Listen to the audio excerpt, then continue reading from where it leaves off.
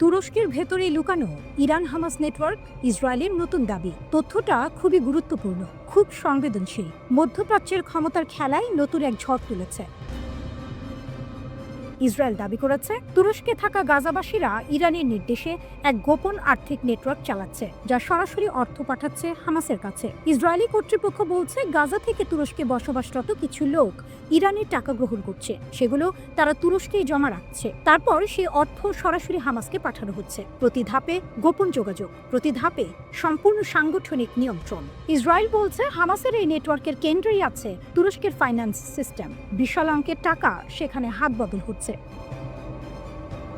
Social media platform এক্সে IDF এর আরবি মুখপাত্র কর্নেল আভেখাই আদ্রেই এই তথ্য প্রকাশ করেছেন। তিনি আরো বলছেন, ইরান নেতৃত্ব দিচ্ছে, গাজাবাসীরা তুরস্কে বসেই হামাসের পক্ষ থেকে টাকার প্রবাহ চালাচ্ছে। এটি পুরোপুরি পরিকল্পিত, পুরোপুরি নিয়ন্ত্রিত। আইডিএফ এবং শিনবেদ বলছে তারা কিছু নথি পেয়েছে। সেসব নথি দেখাচ্ছে এই নেটওয়ার্কটি গাজা উৎপত্তি ব্যক্তিদের দ্বারা পরিচালিত। তারা তুরস্কে বাস করে, তারা ইরানের সাথে পুরোপুরি সমন্বয়ে কাজ করছে।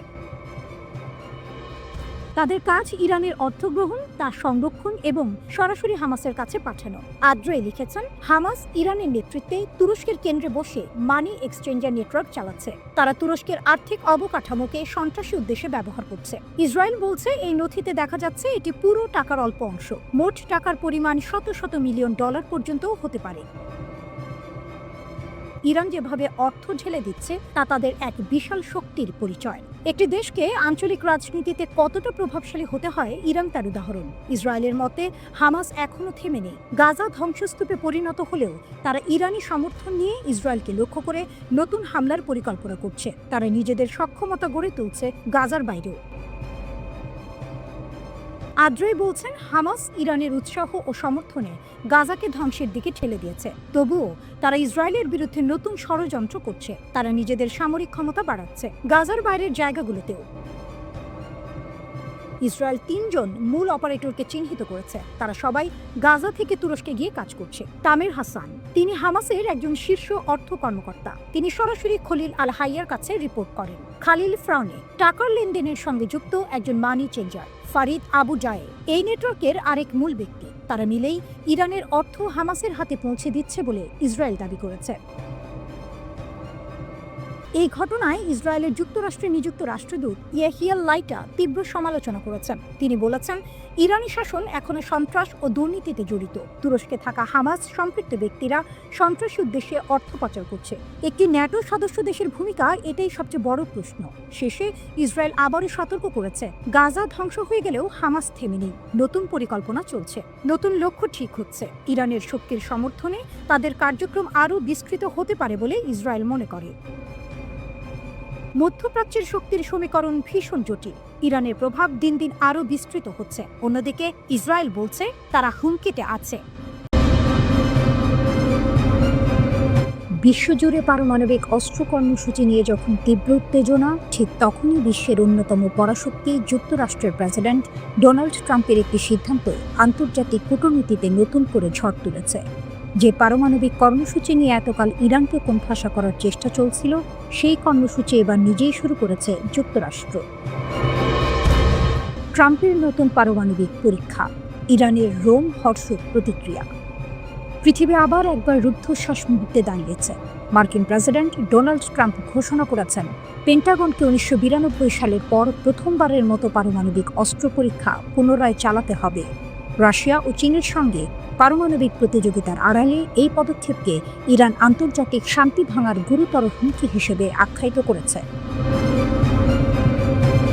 ইরানের পররাষ্ট্রমন্ত্রী সৈয়দ আব্বাস আরাকচি এক্সে বলেন, একটি পারমাণবিক অস্ত্রধারী বুলি আবারও পারমাণবিক অস্ত্র পরীক্ষা করছে। এটি পশ্চাদমুখী এবং দায়িত্বহীন। মার্কিন যুক্তরাষ্ট্র বিশ্বের সবচেয়ে বিপজ্জনক বিস্তার ঝুঁকি। আরাকচি আরও সতর্ক করেছেন যে একই বুলি আমাদের শান্তিপূর্ণ পারমাণবিক কর্মসূচিকে দানবীয় করে তুলছে এবং আমাদের সুরক্ষিত পারমাণবিক স্থাপনাগুলিতে আরও হামলার হুমকি দিচ্ছে।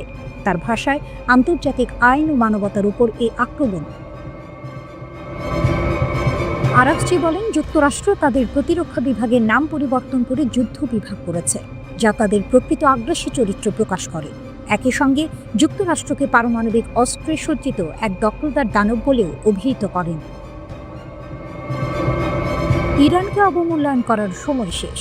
পশ্চিমা বিশ্ব ভেবেছিল জ্বালানি ও প্রযুক্তিগত সীমাবদ্ধতার কারণে ইরান পিছিয়ে থাকবে, কিন্তু তেহরান তা উল্টো প্রমাণ করছে। ইরানের ক্ষেপণাস্ত্র ও পারমাণবিক কর্মসূচি আজ আরও শক্তিশালী এবং আত্মনির্ভর। মার্কিন বোমার ঝড়েও ইরান ফিরে দাঁড়িয়েছে নতুন পরীক্ষা, নতুন প্রযুক্তি, নতুন প্রজন্মের অস্ত্রের সঙ্গে। ইরান শুধুমাত্র প্রতিরক্ষা করছে না, তারা প্রতিশোধের প্রস্তুতিও নিচ্ছে। জুন মাসে ইসরায়েলের সঙ্গে চলা 12 দিনের যুদ্ধে মার্কিন বাহিনী তাদের পারমাণবিক স্থাপনাগুলিতে হামলা চালিয়েছিল। তারপর ইরান স্থির থেকে গেছে। তারা স্পষ্ট করে দিয়েছে যে শান্তিপূর্ণ পারমাণবিক ক্ষমতার চর্চা বন্ধ করা হবে না। বিশেষজ্ঞরা বলছেন ইরান এখন নিজের শক্তি ছাপিয়ে আন্তর্জাতিক মঞ্চে নতুন নকশা আনছে। পূর্ববর্তী নিষেধাজ্ঞা, বোমা হামলা বা আন্তর্জাতিক চাপ কিছুই তাদের থামাতে পারেনি, বরং এসবই ইরানকে আরও আত্মনির্ভর এবং শক্তিশালী করেছে।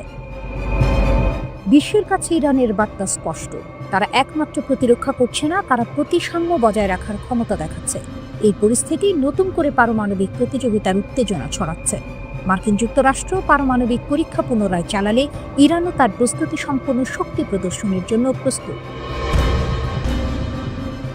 আরাকচি আরও বলেন, দুনিয়াকে জবাবদিহি করতে হবে। এমন অস্ত্রের বিস্তার স্বাভাবিক করা মানে আন্তর্জাতিক শান্তি ও নিরাপত্তার জন্য বড় হুমকি। বার্তা স্পষ্ট, ইরান আর পিছিয়ে নেই।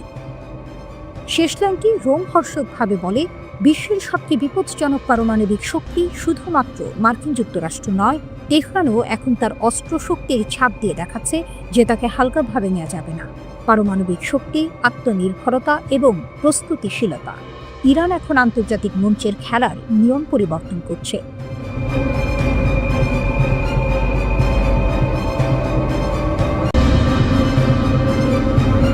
যুক্তরাষ্ট্রের সঙ্গে উত্তেজনার মধ্যেও ইরানের ক্ষেপণাস্ত্র কর্মসূচিকে উৎসাহ দিচ্ছে চীন। নতুন আগুন জ্বলছে মধ্যপ্রাচ্যে। রাতের আকাশে যেন নতুন আগুন জ্বলছে। পশ্চিমা নিষেধাজ্ঞার ভারে দমে না গিয়ে বরং ছাই থেকে উঠে আবার জেগে উঠছে তেহরান। সিএনএনের এক বিস্ফোরক প্রতিবেদনে বলা হয়েছে, চীন এখন ইরানের ক্ষেপণাস্ত্র কর্মসূচিকে গোপনে শক্তিশালী করছে। যে কর্মসূচিকে একসময় ভেবে নেওয়া হয়েছিল শেষ হয়ে গেছে, তা আবার জেগে উঠেছে, আর এবার আগের চেয়েও ভয়ঙ্কর রূপে।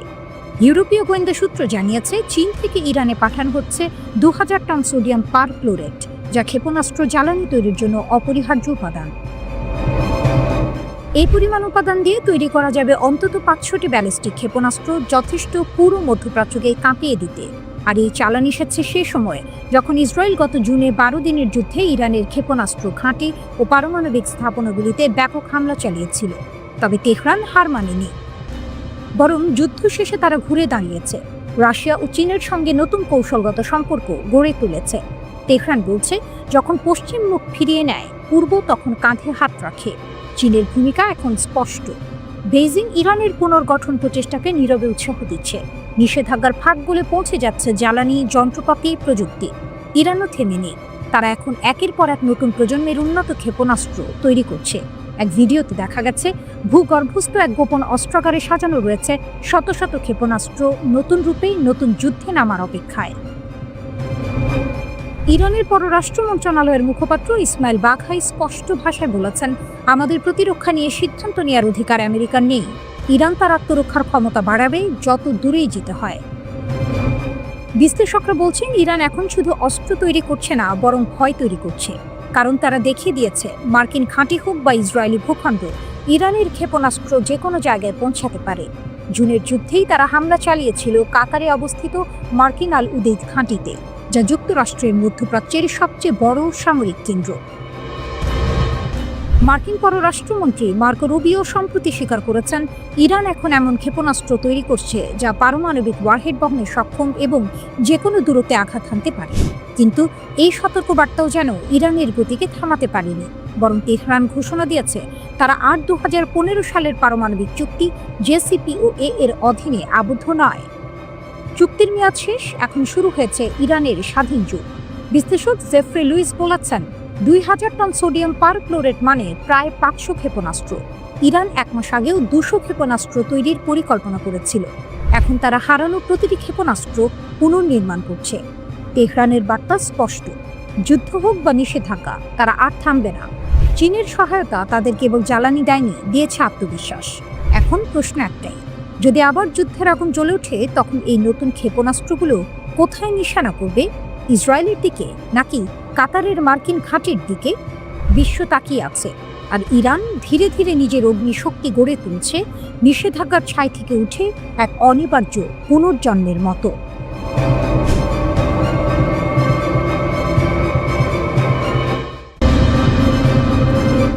যুদ্ধ যদি আসে, ইসরায়েল হারবেই, ইরানের হুঁশিয়ারি। তেহরান যেন আবারও আগুনে দাঁড়িয়ে ঘোষণা দিল, আমরা আলোচনায় বসবো, কিন্তু আত্মসমর্পণ নয়।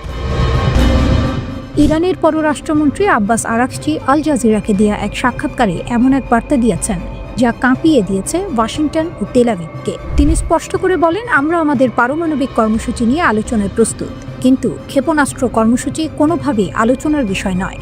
কেউ যদি নিজের অস্ত্র হস্তান্তর করে তা হবে বোকামি। আরাকচির কণ্ঠে যেন ঝরে পড়ছিল ইরানের আত্মবিশ্বাসের আগুন। 12 দিনের রক্তক্ষয়ী যুদ্ধের পরও তেহরান আজ অবিচল, দৃঢ় আর যুদ্ধের জন্য প্রস্তুত।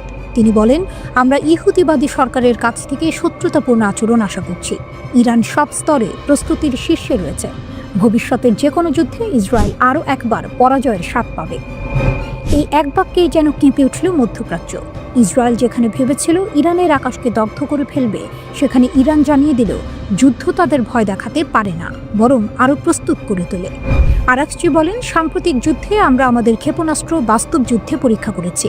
ইসরায়েল যদি আবার আক্রমণ চালায় তার ফল হবে ভয়াবহ। এই মন্তব্যের পেছনে রয়েছে জুন মাসের সেই অভূতপূর্ব হামলার স্মৃতি, যখন ইসরায়েল যুক্তরাষ্ট্রের সহায়তায় ইরানের 3টি গুরুত্বপূর্ণ পারমাণবিক স্থাপনায় ফোর্দো, নাতানজ ও ইস্পাহান বোমা বর্ষণ করেছিল।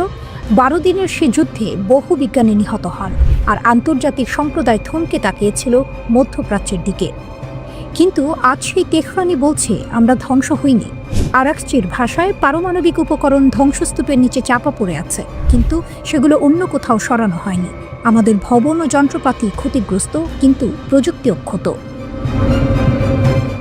একই সঙ্গে ইরান জানিয়ে দিয়েছে 2015 সালের পরমাণু চুক্তি JCPOA এখন অতীত। 18 অক্টোবর মেয়াদ শেষ হতেই তেহরান ঘোষণা করে তারা আর এই চুক্তির কোনো শর্তে আবদ্ধ নয়। কিন্তু এই ঘোষণার প্রতিক্রিয়ায় পশ্চিমা দেশগুলো যেন আবার পুরনো ছন্দে ফিরেছে। ব্রিটেন, ফ্রান্স ও জার্মানি 3 দেশ মিলে জাতিসংঘে স্ন্যাপব্যাক প্রক্রিয়া সক্রিয় করে ইরানের উপর আন্তর্জাতিক নিষেধাজ্ঞা পুনর্বহাল করেছে। তবে ইরান এই পদক্ষেপকে অবৈধ ঘোষণা করেছে। আরাকচি বলেন, এই নিষেধাজ্ঞার কোনো আন্তর্জাতিক ঐক্যমত্য নেই। আমাদের অগ্রাধিকার এখন প্রতিবেশী দেশগুলোর সঙ্গে সম্পর্ক জোরদার করা। পশ্চিমাদের নির্দেশ ছাড়া আমরা কারো সঙ্গে যোগাযোগ করতে পারি না, এমনটা হবে না। এই বক্তব্য যেন এক নতুন ভূ রাজনৈতিক বাস্তবতার ইঙ্গিত দেয়। একদিকে যখন পশ্চিমা দুনিয়া তেহরানকে একঘরে করার চেষ্টা করছে, অন্যদিকে ইরান নিজেই মধ্যপ্রাচ্যের মঞ্চে নিজের শক্তিকে আরও দৃঢ় করছে। সবশেষে আরাকচির কণ্ঠে যেন ভেসে আসে এক সতর্কবার্তা, ইসরায়েল যদি আবার আগুন জ্বালায়, আমরা সেই আগুনকে ফিরিয়ে দেব তাদের ঘরে। আজ ইরান শুধু এক রাষ্ট্র নয়, এক সংকল্প, এক প্রতিরোধের প্রতীক। যে দেশকে ভেঙে দেওয়ার স্বপ্ন বারবার দেখেছে ওয়াশিংটন, সেই ইরান আজও দাঁড়িয়ে আছে বুক উঁচিয়ে, আগুনের ভেতর থেকেও অমলিন। তাদের ভাষায়, আমরা আলোচনায় বসবো, কিন্তু অস্ত্র নয়, আত্মসম্মানই আমাদের পতাকা।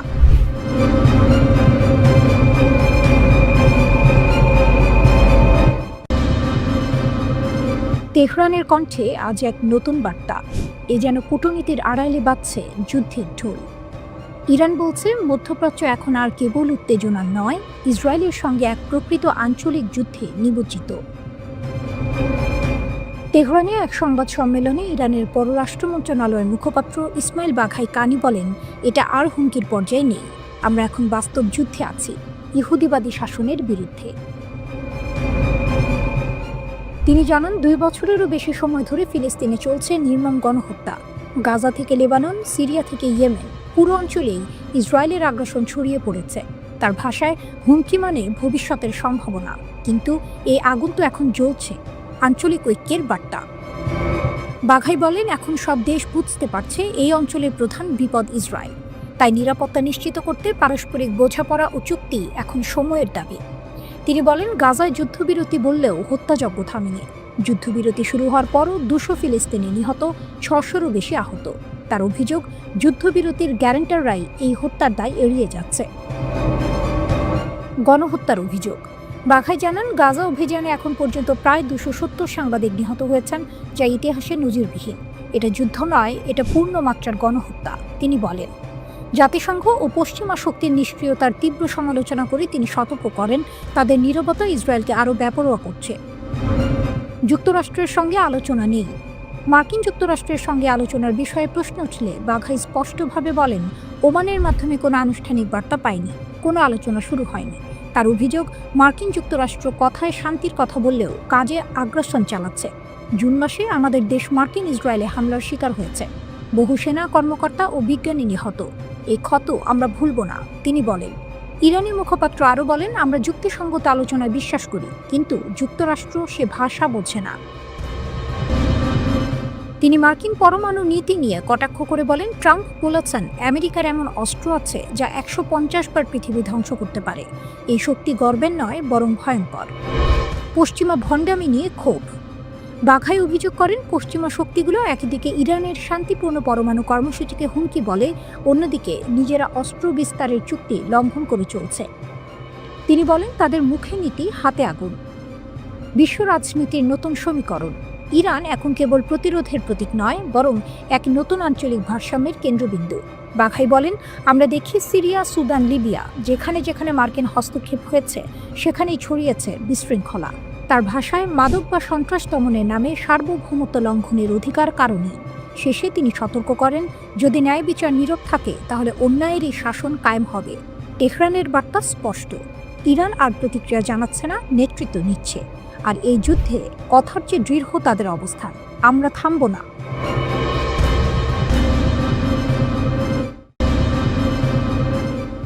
মধ্যপ্রাচ্যের ভূ রাজনীতিতে এখন চলছে ঐতিহাসিক ক্ল্যাশ। এক প্রান্তে ইসরায়েল ও তার পশ্চিমা মিত্ররা, হাতে নিষেধাজ্ঞার ফ্ল্যাগ। অন্য প্রান্তে তেহরানের দুর্গে প্রবেশ করেছে প্রাচ্যের দুই শক্তি, চীন ও রাশিয়া। এ যেন স্নায়ু যুদ্ধের রিম্যাচ নয়, বরং নতুন এক ট্রাই জংশন এর জন্ম। ইরানকে কোণঠাসা করার জন্য ইসরায়েল ও পশ্চিমা বিশ্ব যখন মরিয়া, তখনই তেহরান থেকে ভেসে এলো এক শক্তি প্রদর্শনের সংকেত। সর্বোচ্চ ধর্মীয় নেতা আয়াতুল্লাহ আলী খামেনির জ্যেষ্ঠ উপদেষ্টা আলী আকবর বেলায়েত স্পষ্ট জানিয়ে দিলেন, ইরান এখন আর একা নয়। চীনের রাষ্ট্রদূতের সাথে বৈঠকে তিনি ঘোষণা করেছেন, মস্কো, বেইজিং ও তেহরান নতুন বিশ্ব ব্যবস্থা গঠনে গুরুত্বপূর্ণ ভূমিকা পালন করছে। তার কথায়, ইরান ও চীনের সম্পর্ক ঐতিহাসিক ভিত্তি, অভিন্ন স্বার্থ ও রাজনৈতিক স্বাধীনতার উপর প্রতিষ্ঠিত। এই বার্তা কেবল কূটনৈতিক সৌজন্য নয়, এটি পশ্চিমা আধিপত্যের বিরুদ্ধে এক খোলামেলা চ্যালেঞ্জ। ইসরায়েল ও যুক্তরাষ্ট্রের সবচেয়ে বড় উদ্বেগের কারণ কি? উত্তরটা দুটি দীর্ঘমেয়াদী চুক্তিতে। এক, চীনের 25 বছরের কৌশলগত চুক্তি। 2022 এই চুক্তির মাধ্যমে ইরান বাণিজ্যিক ও প্রতিরক্ষা সহ বিভিন্ন খাতে চীনের কাছ থেকে বিপুল সহযোগিতা পাবে। তেল ও গ্যাসের বিনিময়ে চীন ইরানের অবকাঠামোতে বিনিয়োগ করবে, যা মার্কিন নিষেধাজ্ঞাগুলোকে অকার্যকর করে দিতে পারে। তেল ও গ্যাসের বিনিময়ে চীন ইরানের অবকাঠামোগুলোতে বিনিয়োগ করবে, যা মার্কিন নিষেধাজ্ঞাগুলোকে অকার্যকর করে দিতে পারে। 2, রাশিয়ার সাথে 20 বছরের চুক্তি। প্রেসিডেন্ট পুতিনের সাথে এই চুক্তিতে তেহরান ও মস্কোর সম্পর্ক সামরিক খাতে নতুন উচ্চতায় পৌঁছেছে। সবচেয়ে বড় গেম চেঞ্জার হল, রাশিয়া ইরানকে 48টি সুখোই Su-35 মাল্টিরোল যুদ্ধবিমান দিতে চলেছে। যখন ইউরোপের ট্রয়ি, ফ্রান্স, জার্মানি, যুক্তরাজ্য এবং যুক্তরাষ্ট্র জাতিসংঘের মাধ্যমে ইরানের ওপর বাণিজ্যিকভাবে চাপ সৃষ্টি করছে, তখন এই চুক্তিগুলো যেন ইরানের হাতে প্রতিরোধের বর্ম তুলে দিল। যুদ্ধবিমান ও বিশ্ব ব্যবস্থার পালাবদল। পশ্চিমারা যখন ইরানকে পারমাণবিক ইস্যুতে আলোচনার টেবিলে আনার জন্য নিষেধাজ্ঞা জারি করছে, তখন চীন ও রাশিয়া ইরানকে নিষেধাজ্ঞা এড়িয়ে যাওয়ার পথ এবং সামরিক শক্তি বৃদ্ধির রসদ জুগিয়ে চলেছে। ইরান ও রাশিয়ার সম্মিলিত শক্তি। ইরানের ক্ষমতা, আঞ্চলিক প্রভাব, নিজস্ব ক্ষেপণাস্ত্র ও ড্রোন প্রযুক্তির বিকাশ এবং দীর্ঘমেয়াদী পশ্চিমা চাপ সহ্য করার ক্ষমতা। রাশিয়ার ক্ষমতা, সামরিক প্রযুক্তি, পারমাণবিক সহায়তা এবং আন্তর্জাতিক ফোরামে ইরানের ঢাল হিসেবে কাজ করা। বিশেষজ্ঞরা বলছেন, ইরানকে Su-35 যুদ্ধবিমান দেয়া মানে মধ্যপ্রাচ্যে ক্ষমতার ভারসাম্যে বড় পরিবর্তন আনা। ইরানের প্রতিরক্ষা শক্তি বহুলাংশে জোরদার হবে, যা ইসরায়েলের বিমান শ্রেষ্ঠত্বকে কঠিন চ্যালেঞ্জের মুখে ফেলবে। পশ্চিমাদের স্বপ্ন ছিল ইরানকে কোণঠাসা করে রাখা, কিন্তু মস্কো ও বেইজিংয়ের আগমন সেই খেলার মাঠটাই বদলে দিয়েছে। ইরান এখন আর বিচ্ছিন্ন নয়, সে এখন বহুমেরু বিশিষ্ট নতুন বিশ্ব ব্যবস্থার কেন্দ্রে দাঁড়িয়ে থাকা এক গুরুত্বপূর্ণ খেলোয়াড়। বেলায়েতে যেমনটা বলেছেন, আঞ্চলিক ও বৈশ্বিক উন্নয়নের জন্য তিন পক্ষের সহযোগিতা আরও সম্প্রসারণ করতে হবে। এটি কেবল একটি জোট নয়, এটি পশ্চিমা আধিপত্যের বিরুদ্ধে একটি পাল্টা রণনীতি। পশ্চিমারা কি মধ্যপ্রাচ্যে তাদের প্রভাব ধরে রাখতে পারবে, নাকি এই প্রাচ্যের গ্র্যান্ড অ্যালায়েন্স এক নতুন যুগের সূচনা করবে? নিঃসন্দেহে ইসরায়েল ও যুক্তরাষ্ট্রের কপালে এখন গভীর ভাঁজ, কারণ খেলার নিয়ম এখন বদলে যাচ্ছে, আর এই খেলার ফল কেবল মধ্যপ্রাচ্য নয়, পুরো বিশ্বকেই প্রভাবিত করবে।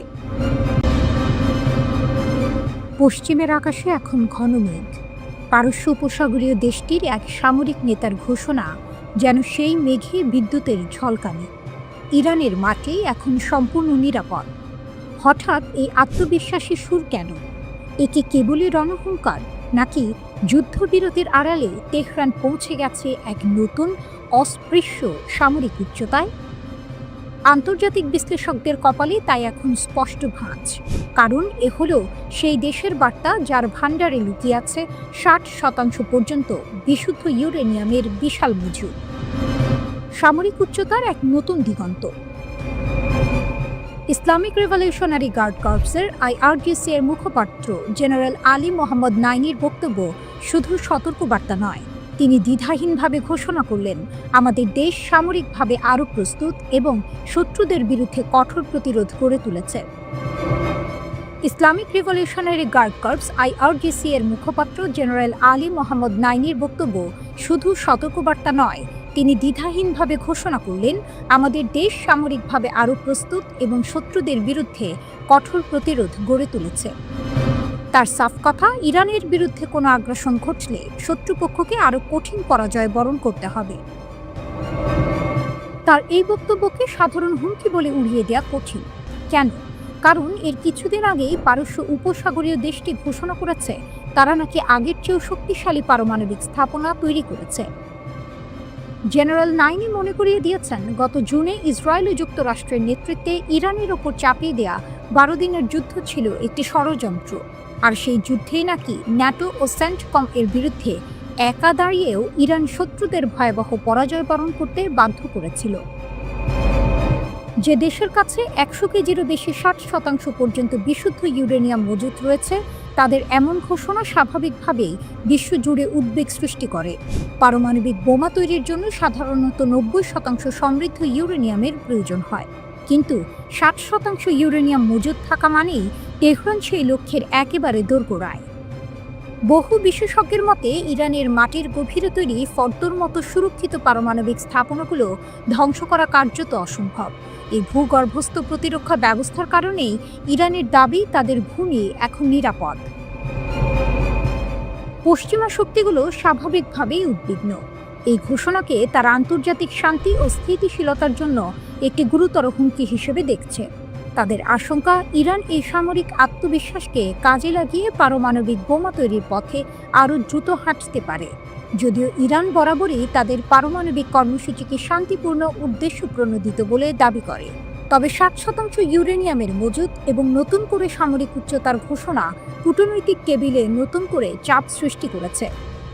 প্রশ্ন হলো, যুদ্ধবিরতির এই নীরব সময়ে ইরান কি সত্যিই সেই সামরিক গভীরতা অর্জন করেছে যেখানে পশ্চিমা শক্তির আঘাত পৌঁছানো কার্যত অসম্ভব, নাকি এটি কেবলই মনোবলে চিড়ি ধরানো এক কৌশল? ইসরায়েলি হামলায় ক্ষতিগ্রস্ত পারমাণবিক স্থাপনাগুলো পুনর্গঠনের ঘোষণা দিয়েছে ইরান। ইরানের পারমাণবিক শক্তি সংস্থা পরিদর্শনের সময় দেশটির প্রেসিডেন্ট মাসুদ পেজেশকিয়ান জানান, এসব স্থাপনা আগের চেয়ে বেশি শক্তিশালীভাবে পুনর্নির্মাণ করা হবে। তিনি আরও বলেন, ইরানের কখনোই পারমাণবিক অস্ত্র অর্জনের ইচ্ছা ছিল না, এখনও নেই। প্রেসিডেন্ট পারমাণবিক স্থাপনাগুলোর সর্বশেষ অবস্থা সম্পর্কে ব্রিফিং গ্রহণ করেন। তিনি সতর্ক করে বলেন, কোনো স্থাপনা ধ্বংস হলেও ইরান পিছু হটবে না, কারণ ইরানি বিজ্ঞানীরা প্রয়োজনীয় সকল জ্ঞান ও দক্ষতা অর্জন করে রেখেছেন।